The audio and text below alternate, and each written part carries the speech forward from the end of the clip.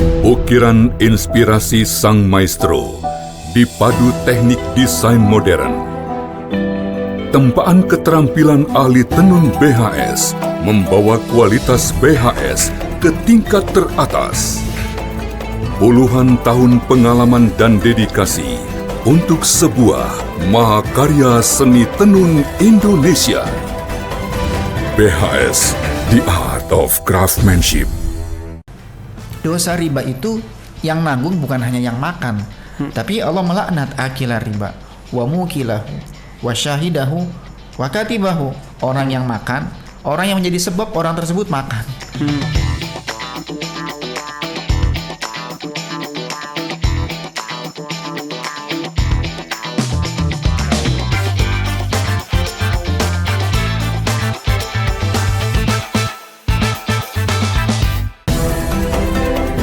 BHS, The Art of Craftsmanship. Assalamualaikum warahmatullahi wabarakatuh. Alhamdulillah, wassalatu wassalamu ala rasulillah. Allahumma sholli wa sallim ala sayyidina Muhammadin al-bashir wa nadhir alladhi tanfatihu bihi abwabul khair wa tanqaligu bihi abwabul syarr wa ala alihi al-adhar wa ashabil akhyar birahmatika ya arhamar rahimin. Pemirsa Al-Bahjah TV, semoga di hari ini kita semua dalam keadaan ridho Allah Subhanahu wa taala, menjadikan sebab ibadah kita di bulan suci Ramadan semakin bertambah keimanan dan ketakwaan kita kepada Allah Subhanahu wa taala.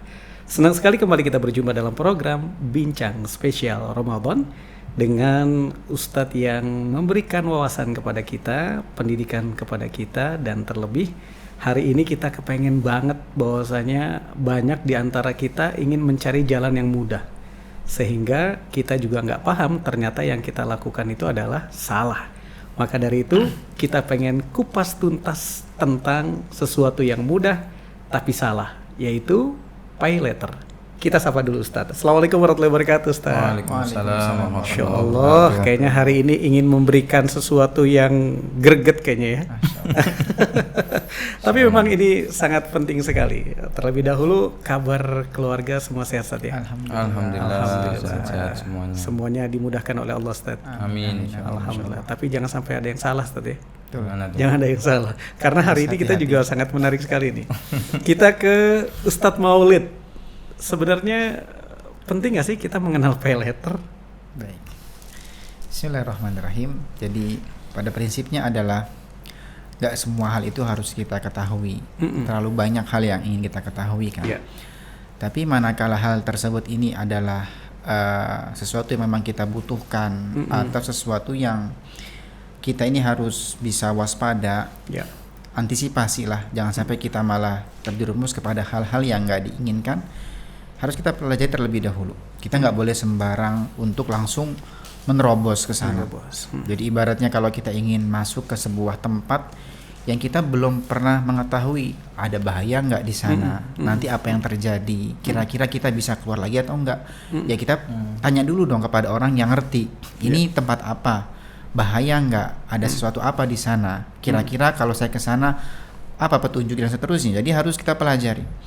Termasuk yang menjadi topik perbincangan kita sekarang adalah tentang pay letter. Mungkin teman-teman semuanya sudah sering mendengar tentang istilah pay letter kan, apalagi yang pegiat media sosial, yang punya HP atau punya medsos sering lah lewat iklan-iklan atau mungkin juga ada aplikasinya di HP mereka kan. Betul. Dan pastinya sudah sering dengar istilah pay letter dan juga banyak orang-orang mungkin juga kawan-kawan kita yang bagi mereka adalah hal biasa gitu. Lah, karena ini transaksinya, karena ini adalah sebuah hal yang sifat transaksi dengan uang, dengan harta kita, otomatis nanti ada kaitannya. Ini apa akadnya, transaksinya, halal haramkah? Maka dari itu adalah sebelum kita mencoba atau ingin mengambilnya, harusnya kita terlebih dahulu mempelajarinya. Ya kan, bagaimana hukumnya, bagaimana pandangan ulama, minimalnya kalau kita mungkin bingung mencari referensinya adalah tanyakan kepada orang yang ngerti lah gitu, ya kan. Tapi kalau kita ingin menanyakan adalah kepada yang yang netral. Jadi jangan orang yang sudah lama menggunakannya, atau kepada orang yang sangat anti. Jadi kita cari yang betul netral itu. Dia nggak pro nggak juga ini. Jadi yang dia ketika memberikan nilai dia objektif, sesuai dengan penilaian yang tepat gitu. Jadi kalau ditanya pentingkah kita untuk mengenal kepada yang disebut dengan pay letter, ya harus. Harus sekali. Jadi sebelum kita menggunakan, kita harus mengetahui apa nanti di balik itu, bahaya atau enggak. Kita nggak bicara apa, kita nggak termasuk orang yang pro atau kontra ini ya. Jadi lebih adalah himbauan untuk semua hal sebenarnya secara umum, apapun khususnya di zaman sekarang ini yang sifatnya masih abu-abu, kita ini masih belum terlalu pasti, jangan gampang ikut-ikutan deh. Apalagi kalau kita termakan dengan namanya iming-iming tadi itu. Ya kan, tadi sudah disampaikan mukadimah di awal, kemudahan-kemudahan. Bisa jadi di balik kemudahan ada kesulitan. Kan begitu ya. Betul. Kalau kita ingin kembali kepada sejarah itu, kisah bagaimana orang nenek moyang kita, Sayyidina Adam alaihissalam, itu kan juga ternyata diiming-imingi oleh godaan syaitan. Ketika Allah sudah jelas-jelas melarang ayahanda kita Nabi Adam dan juga ibunda Hawa dari sebuah pohon ya yang dilarang. Tapi ternyata kan syaitan pintar. Lagi-lagi nih, syaitan pintar. Dia punya cara gimana caranya mengelabuhi. Bawa namanya Allah Ta'ala. Ini wa mulki la yabla. Jadi sesuatu yang memang ini kalian bakal abadi. Jadi sambil bawa namanya Gusti Allah. Sehingga Nabi Adam mengira berarti nggak dilarang kalau gitu. Jadi karena ini pintar itu godaan setan. Ini iming-iming. Jadi kemakan namanya buayan-buayan. Jadi kita jangan hanya jadi intinya lebih berhati-hatilah. Lebih berhati-hati, waspada kan nggak ada salahnya kan. Apalagi zaman sekarang ini kita ini banyak terjebak kepada hal-hal yang nggak diinginkan. Maka jangan terlalu menjadi orang yang polos-polos amat. Harus kritis, intinya harus kritis. Tanya terlebih dahulu, pelajari dulu kira-kira apa boleh enggaknya. Setelah itu adalah apa manfaatnya. Jadi selain kita pelajari hukumnya boleh atau tidak, kalau sudah boleh, misalnya iyalah katakan boleh, misalnya kalau haram kan jelas jangan diambil. Oh ini haram nggak boleh, sudah jelas jangan diambil. Oh ini boleh, tapi kira-kira apa manfaatnya, dampaknya apa konsekuensinya. Kalau ternyata berdampak buruk, ya lebih baik adalah kita menghindar dong, kan seperti itu. Baik, dan ini kembali lagi bahwasanya yang kita bincangkan di spesial Ramadan ini bukan kontra dan juga bukan pro, tapi kita lebih kepada pandangan syariat.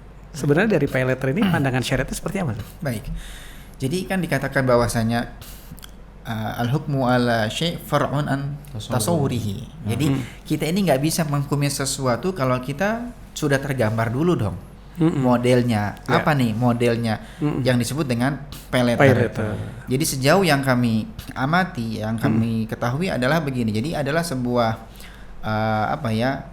pelayanan ya. Jadi pelayanan dari sebuah lembaga keuangan, finance lah katakan, yang dia memberikan kemudahan kepada pengguna aplikasi untuk bertransaksi. Ya katakanlah modelnya pinjaman dana. Misalnya kita ketika ingin membeli sebuah barang, mungkin di luar budget yang kita punya, ya kan, misalnya lumayan cukup mahal dan kita nggak punya uang segitu, maka ditawari ini kami kasih pinjaman ada sekian limitnya. Memang seakan-akan jadi ada yang berkelak juga gini. Lah itu kan kita kan dibayar akadnya kan kita dengan ininya, dengan si aplikasinya. Di aplikasinya kan. Ya sebenarnya kalau pengen dipelajari begini. Jadi kita transaksi dengan penjual, ya kan, membeli sebuah barang. Nah, barang ini lumayan cukup mahal harganya, kita nggak punya uang untuk membelinya. Maka tawari, nah kalau kamu nggak punya nih, saya bayarin dulu deh. Dibayari ya, bukan dibeli, tapi dibayari. Ini saya bayari dulu, nanti kan sudah lunas dengan penjual, tinggal kamu nyicil kepada saya.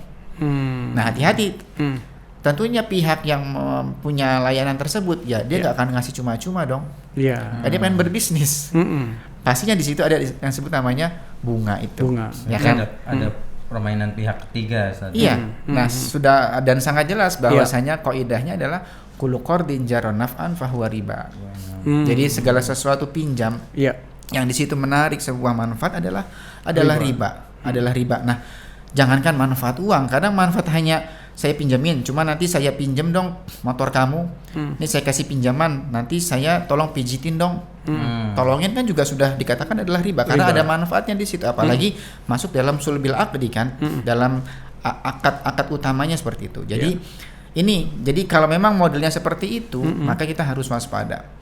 Kecuali kalau nanti ada yang sifatnya bisa disyariahkan. Jadi sebenarnya masalah jual beli itu adalah semua kembali kepada akad. Jadi artinya begini, kadang modelnya tuh sama, tapi kadang beda di akad, akhirnya beda hukum. Beda hukum. Ya kan? Andai kan modelnya adalah dari pihak yang tadi yang punya katakanlah punya uangnya, yang aplikasinya, dibeli dulu dong sama dia.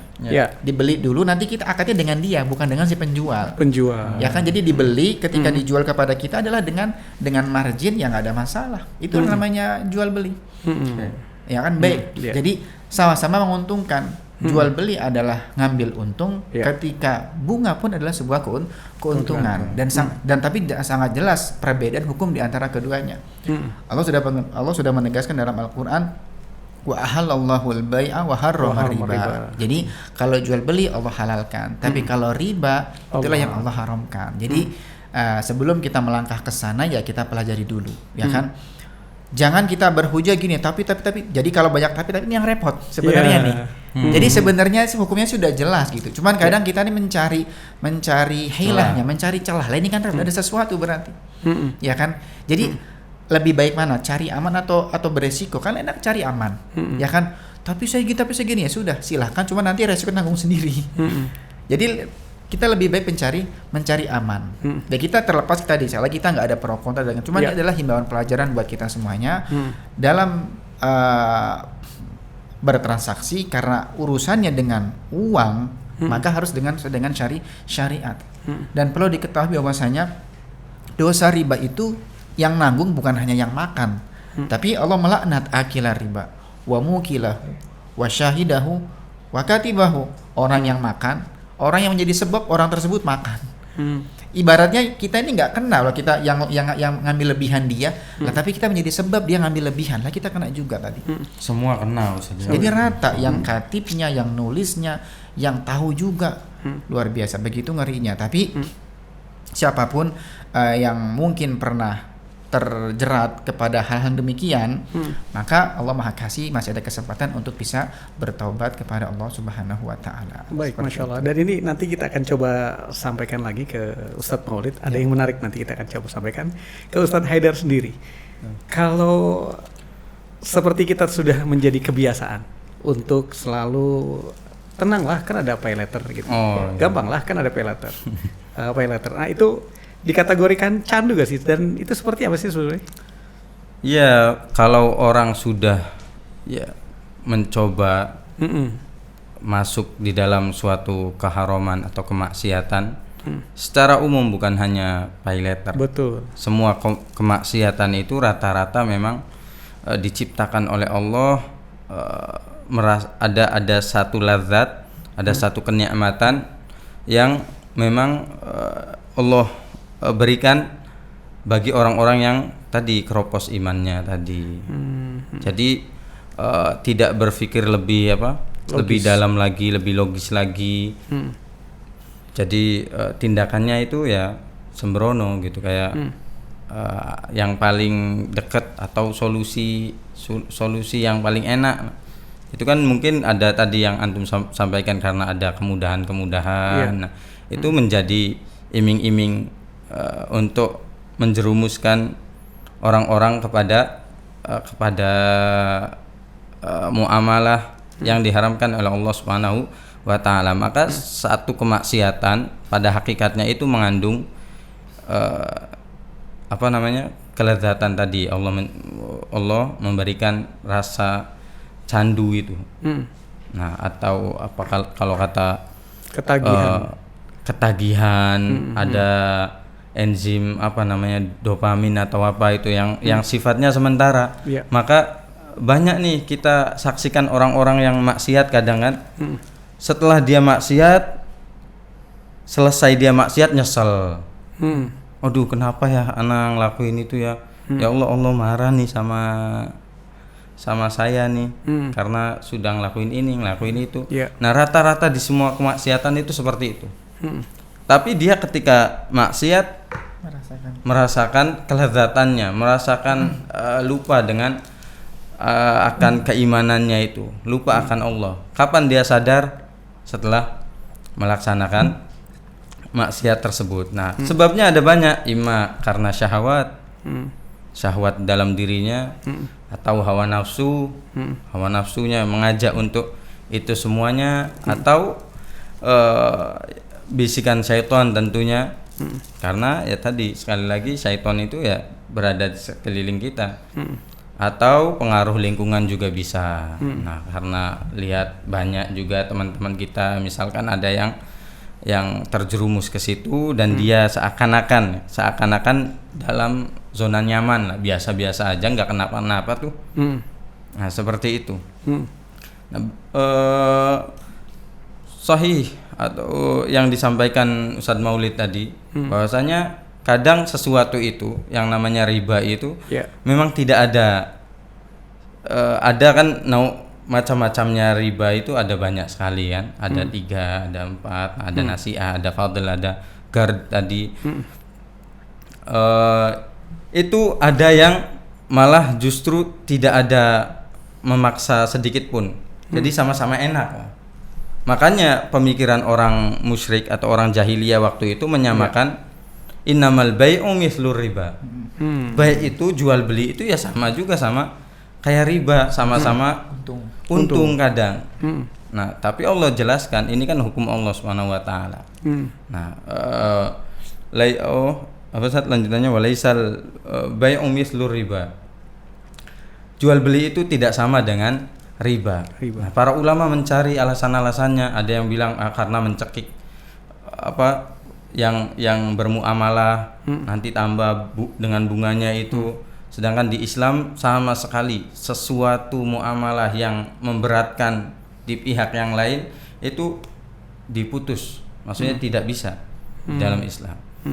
Nah, Islam mengatur untuk itu. Jadi agar siapa yang bermuamalat dua pengakad ini sama-sama mendapatkan manfaat, sama-sama tidak terbebani. Nah, meskipun tidak terbebani tadi di salah satu riba tadi, di salah satu jenis riba tadi, tetap itu adalah sesuatu yang diharamkan oleh Allah Subhanahu wa taala. Makanya katanya para ulama, ilahnya riba itu mutlak, ta'abbudi, sesuatu yang memang datang dari Allah Subhanahu wa taala enggak boleh riba. Karena nanti orang-orang musyrik menyamakan dari beberapa sisi nih, oh bisa aja halal, tenang, mudah kok, enak, sama kayak jual beli enak.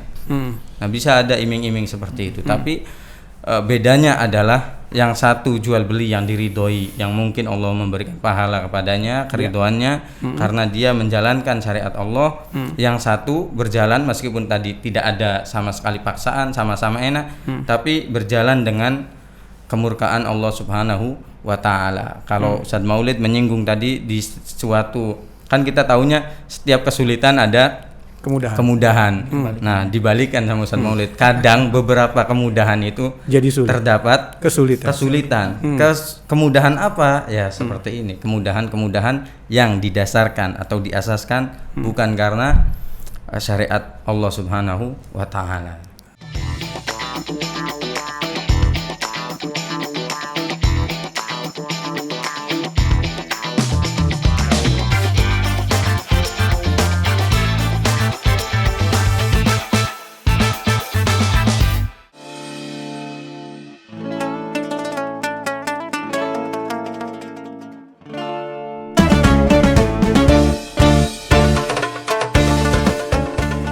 Bismillahirrahmanirrahim. Assalamualaikum warahmatullahi wabarakatuh. Alhamdulillah wassalatu wassalamu ala rasulillah habibina sayyidina Muhammad bin Abdillah wa ala alihi wa ashabihi wa mawalah, amma ba'd. Sangat kami cintai para perindu kemuliaan, perindu ridha Allah, wabil khusus yang di sekitar Cirebon, Indramayu, Kuningan, Brebes. Kami ajak Anda untuk bisa buka bersama di pesantren Al-Bahjah Pusat. Insya Allah akan dilaksanakan tanggal 17 Ramadan atau 17 Maret, dimulai dari jam 4 sore majelis sekaligus nanti menyambut jam buka dengan zikir-zikir dan yang lainnya, berdoa. Bagi yang ingin berpartisipasi, ayo bergabung menjadi orang yang ikut berbuka dan juga melayani orang yang berbuka. sehingga lengkap bukan sekedar Anda berbuka tapi melayani orang berbuka. Iftar, memberikan buka kepada orang lain. Salurkan rezeki Anda bismillah ke BSI nomor rekening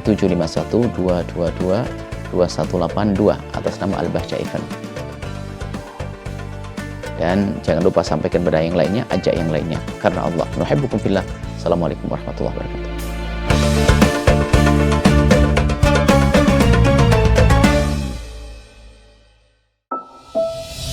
Ukiran inspirasi sang maestro dipadu teknik desain modern. Tempaan keterampilan ahli tenun BHS membawa kualitas BHS ke tingkat teratas. Puluhan tahun pengalaman dan dedikasi untuk sebuah mahakarya seni tenun Indonesia. BHS, The Art of Craftsmanship.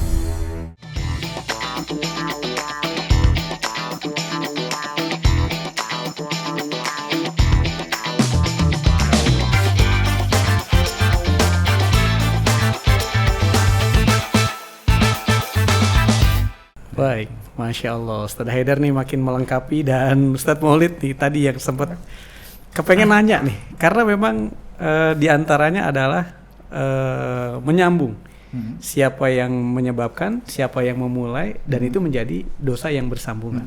Nah, yang menariknya lagi adalah kalau kami ini sebagai pemilik toko menyediakan sebuah produk, terus kemudian kalau secara akadnya adalah produk kami ini dibeli oleh si jasa aplikasi tadi.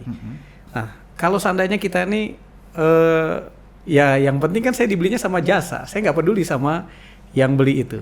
Nah, kita untuk kembali taubatnya nih, karena kita nggak paham bahwa ternyata kita pun menjadi sebab orang yang tadi, orang ketiga yang membeli dari si jasa ini menjadi dosa. Nah, gimana caranya kita untuk bisa menyadari bahwasanya saya ini hanya toko, saya nggak mau kebagian ribanya. Nah, itu gimana kira-kira? Baik. Itulah pentingnya kita belajar kepada sebuah hukum yang benar kan. Jadi biar kita ini tadi tidak melakukan sebuah keharaman tanpa kita sadari. Ya. Kadang ada orang itu melakukan sebuah hal yang haram, dia pikir mah biasa-biasa aja tuh, boleh-boleh aja. Ternyata kan adalah hal haram. Dan nggak ada alasan untuk kita. Artinya dia bukan seorang yang jahil ma'dzur. Jadi bukan orang yang ditoleransi. Jadi nggak bisa beralasan saya nggak tahu hukumnya. Jadi nggak apa-apa lah. Loh, kamu tinggalnya di mana? Emang di pelosok hutan kamu tinggalnya. Jadi disebut dengan jahil ma'dzur kan kalau tinggal di pelosok hutan. Ya, nggak ada ulama, nggak ada ustadz, nggak ada informasi lah. Kamu tinggalnya di sekeliling, kamu bisa belajar, bisa ini, bisa ini. Kok bisa-bisanya malah nggak nanya gitu kan? Iya. Maka inilah kita pentingnya belajar. Oke lah, anggaplah apa yang sudah lewat lah gitu. Tinggal untuk ke depan kita perbaiki dong berarti. Ya kan? Itu sudah juga misalnya katakanlah sebuah toko atau sebuah tempat yang menjual sebuah barang, mungkin kalau dia dibeli oleh pembeli dengan harga cash, pembeli nggak punya uang kan? Iya. Akhirnya kan si penjual mikir, nih kalau misalnya dilepas gitu aja, nggak dapat untung. Iya, maksudnya kan lepas. Jadi tawari, gini aja nih, gimana kalau saya arahin kamu kepada lembaga pembiayaan jasa ya kan, finance tadi, ya kan leasing tadi, gimana kamu mau nggak? Emang ada ini lah. Itulah tugasnya kita untuk mengarahkan dia kepada lembaga yang syar'i tadi. Lah kita juga sebagai penjual. Jadi satu sisi pembeli ini ketika ingin membeli, ya kan ketika dia membeli lalu dia nggak mampu untuk bayar, ya kan cari lembaga-lembaga yang finance tadi, yang leasing yang sekiranya sesuai dengan syariah. Ataupun kalau bisa kita request kok misalnya kalau kita ada kedekatan dengan mereka, tolong dong di setting begini aja akadnya. Kok begitu kan saya udah ngerti hukumnya gitu. Jadi biar syar'i gitu. Begitupun dengan penjual pun ketika ada orang yang beli, Pak saya mau beli barangnya cuman mahal, saya nggak punya uang, ya sudah saya arahkan untuk kamu pengajuan kepada lembaga ini. Jadi pengajuan kepada lembaga yang syar'i. Kan bisa-bisa aja, ya kan? Mungkin saya nggak ngerti, saya juga bukan orang yang terjun dalam bidang tersebut. Apakah harus gitu? Apakah kita boleh memilih, misalnya tadilah katakan di sebuah aplikasi kita berjualan, kita nggak menerima pembiayaan dari sana sebagai penjual. Kalau misalnya bisa ya sudah, kita jangan ngambil apa istilahnya itu adalah nggak ngambil kemudahan itu gitu. Jadi nggak, kan ada layanannya. Layanan penjual adalah dapat gini. Nah, ini layanan nggak kita ambil. Jadi layanan kemudahan untuk bisa tadi bayar dulu, bayarnya belakangan. Beli dulu, bayarnya belakangan. Ya kita ambil. Ya sudah. Saya nggak mengambil layanan itu karena saya merasa itu juga berpotensi kepada akad riba tadi. Saya akan arahkan pembelinya adalah untuk kepada tadi leasing atau finance yang sekiranya akadnya adalah syar'i. Kan bisa begitu kan? Jadi jangan beralasan ini nggak bisa ditinggalkan. Oh bisa, pasti bisa. Tinggal kita pembeli harus belajar bagaimana hukum yang benar. Begitupun penjual juga harus mengerti hukumnya biar dia juga nggak ngarahkan pembeli itu kepada melakukan transaksi yang nggak benar tadi. Seperti itu. Agar dosanya itu jadi tidak melebar. Iya.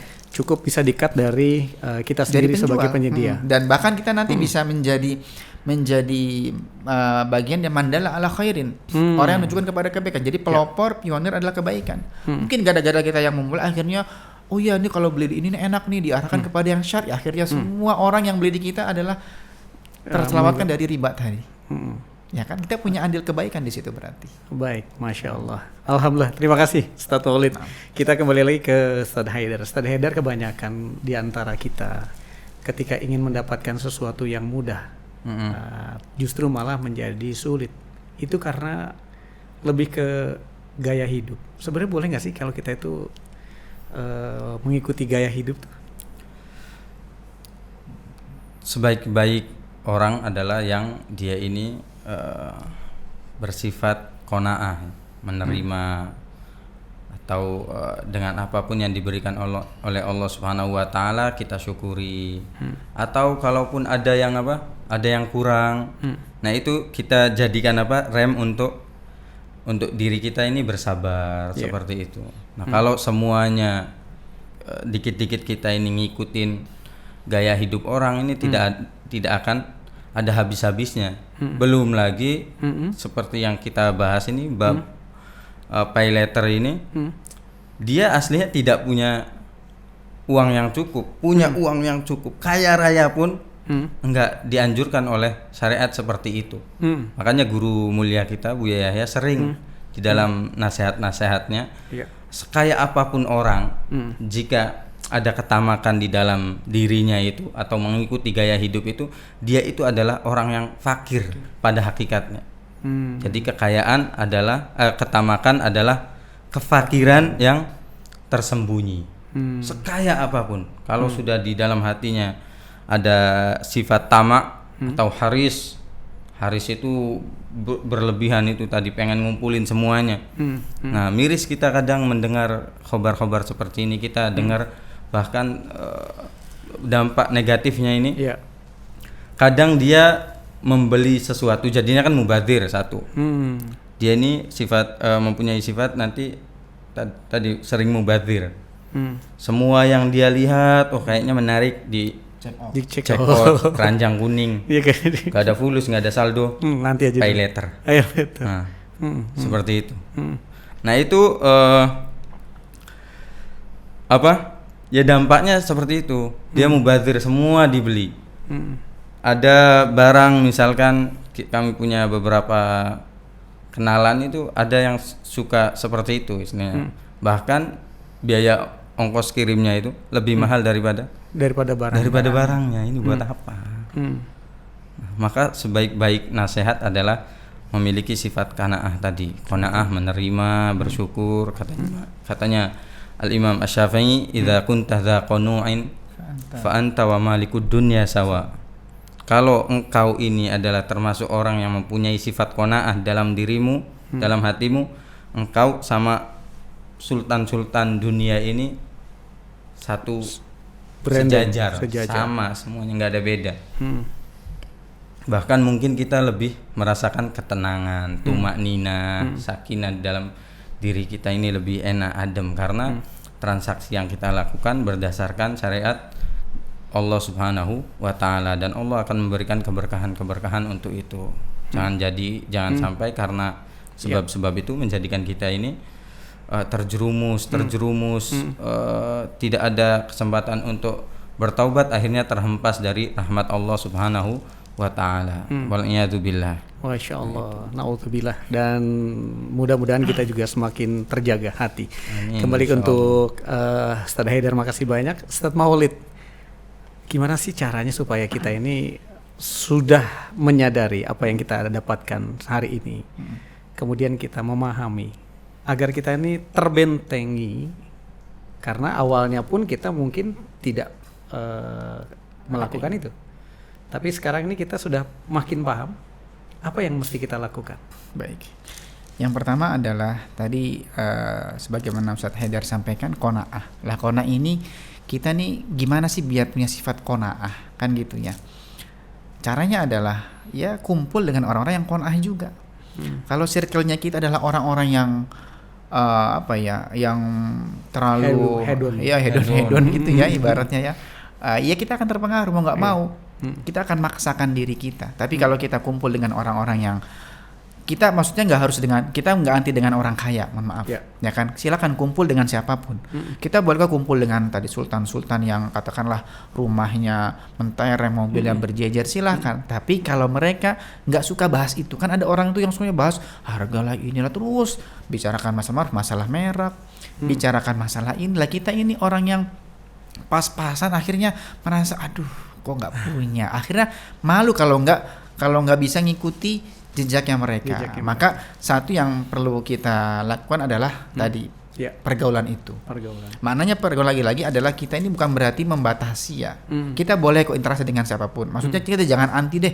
Enggak, kamu nih orang kaya nggak mau temenan. Silakan aja, tapi jangan terpengaruh. Ya kan. Nabi sudah memberikan resep kepada kita itu adalah kalau kamu melihat orang yang punya kelebihan tapi falyanzur ila man huwa asfal minhu. Ngelihat kepada yang di bawah biar ada lahir namanya rasa qanaah. Hadir rasa syukur. Tapi kalau kita ngelihat, iya saya baru punya motor, itu tangga sebelah sudah beli mobil, akhirnya pengen lagi.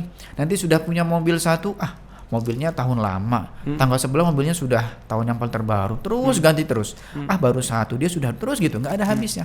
Sampai kapan? Tadi alhaakumut takatsur. Sampai dia itu hatta zurtumul maqabir. Alhaakumut takatsur hatta zurtumul maqabir. Kita ini akan selalu dilalaikan dengan namanya memperbanyak harta, berlomba-lomba sampai kapan? Sampai kita meninggal dunia. Jadi kata Nabi itu nggak akan pernah kenyang, ya kan, perutnya manusia. Walayamla jawfa ibni adam illa turab. Jadi manusia itu mulutnya kalau disumpel dengan uang nggak kenyang. Tapi disumpel dengan tanah baru mau dia, baru berhenti tomaknya itu. Jadi artinya kalau sudah mati, selama dia masih hidup terus dia akan punya angan-angan besar. Sudah punya lembah satu, gunung emas, pengen minta lembah yang kedua. Sudah punya lembah kedua, yang ketiga. Sampai kapan? Sampai dia disumpel dengan tanah mulutnya itu. Artinya sampai meninggal dunia. Sampai meninggal. Jadi kita harus, jadi kuncinya kalau kita ini nggak pengen terjerat kepada tadi hal-hal yang beresiko di kemudian hari, kan kita terlilit hutang lah, dikejar-kejar orang, hati nggak tenang, maka harus punya sifat qanaah, ya kan, kumpul dengan orang-orang yang baik, dan jangan selalu silau dengan gemerlapnya orang-orang yang punya kelebihan itu. Kita ini sudah kaya raya, ini mata kita harganya miliaran rupiah, ya kan, kita punya jantung ini harganya mahal sekali, paru-paru kita, semua organ tubuh ini sudah mahal harganya, seperti itu. Jadi senantiasa kita hadirkan rasa syukur kepada Allah Ta'ala. Kemudian juga yang terakhir adalah kalau sama-sama nyicil, ya mendingan nabung sekalian. Ya kan, sama-sama nyicil. Apa bedanya nyicil kita bayar hutang dengan nyicil nabung? Yang pertama bikin nggak tenang, yang kedua ada mati kita. Karena hanya nabung, kapan kita punya, ya kita beli barang tersebut. Ya kan, seperti itu. Baik, Masya Allah. Terima kasih banyak Ustadz Maulid. Terima kasih Ustadz Haidar. Semoga semakin memberi manfaat untuk kita semua, wawasan untuk kita semuanya. Salam untuk keluarga tercinta. Assalamualaikum warahmatullahi wabarakatuh. Pemirsa Al-Baja TV, alhamdulillah hari ini kita telah berbincang tentang kupas tuntas dari Pay Letter, yang kita juga ingin mengambil manfaat bahwasanya kita bukannya pro dan juga kita bukannya kontra, tapi lebih kepada wawasan agar kita tidak terjerumus dengan segala sesuatu yang kita anggap mudah, justru akan menjadikan kita bermasalah baik di dunia maupun kelak nanti di alam barzah. Jumpa kembali bersama kami dalam program Bincang Spesial Ramadan di Al-Baja TV. Wabillahi taufiq wal hidayah. Assalamualaikum warahmatullahi wabarakatuh.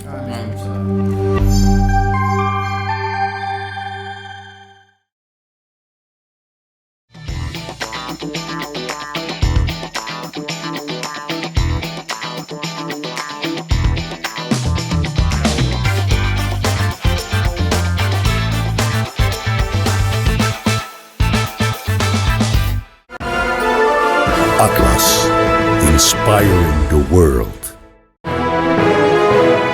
Atlas Super Premium. Superior color. Superior weave. Maximum density. Superior comfort.